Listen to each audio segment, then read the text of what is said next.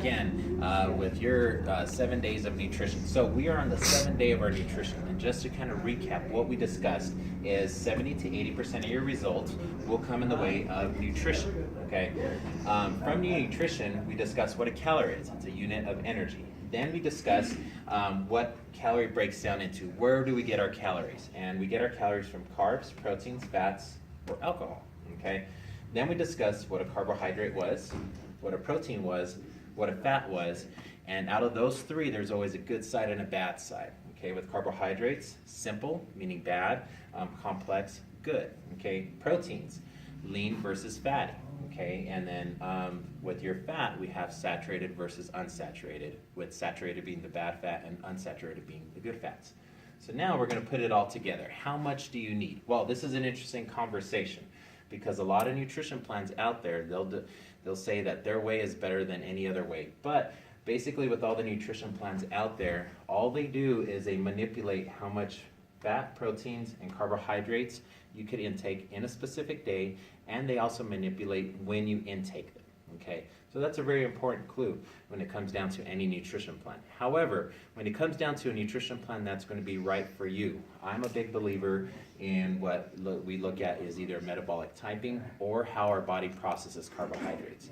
I've seen this numerous times in a lot of different books, and it's just basically they're taking it and they kind of revamp it. Let me explain this a little bit further. So when I look at prescribing clients, like how much carbohydrates to eat or how much proteins and fats, what we look at is we want to see how fast their body could process carbohydrates. You have three different types. You have a carb person, you have a protein person, and you have a mixed person. Okay? A carbohydrate person is really simple, is that they're able to process carbohydrates very slowly. Those are the types of individuals that are able to eat like sweets and eat anything that they want and not gain an ounce. So what that looks like is that if this were their plate, 70% of their meal would consist of carbohydrates. The other, I know my graph is off a little bit, is protein. The other, 10 to 20% is protein, and the other 10 to 20% is fats. Okay, but a majority of their food comes from carbohydrates.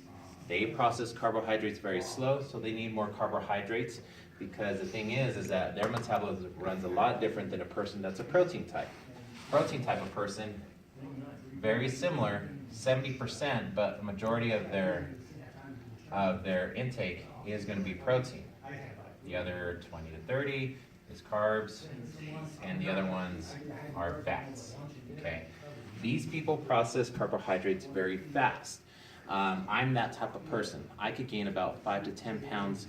I could intake 5 to 10. I could gain 5 to 10 pounds in a given week, on a given weekend, just by intaking tons of carbohydrates. Okay, so that's why I mainly stick with proteins. Then you have a mixed type of person. A mixed type of person is really simple. Is that 50% comes from carbs, 50% comes from protein, or about 30 to 40% comes from protein. The other 10 to 20 comes from fats. Okay. Now, some characteristics of people with proteins is that if you intake carbohydrates and you crash, more than likely you're probably a type of protein person. If you could intake carbohydrates and not gain any weight, or you feel really energized, then you're a carbo person. If you don't know where you're kind of at, I would always suggest trying doing a mixed, or come into the studio. We do have a test that we ask you different characteristics of how your body intakes or how your body responds to different types of proteins, carbs, and fats, what you naturally prefer, and it'll rate you if you're either a carb person, protein person, or a mixed person. Okay, and that is putting it all together with our 7 days of nutrition. Awesome.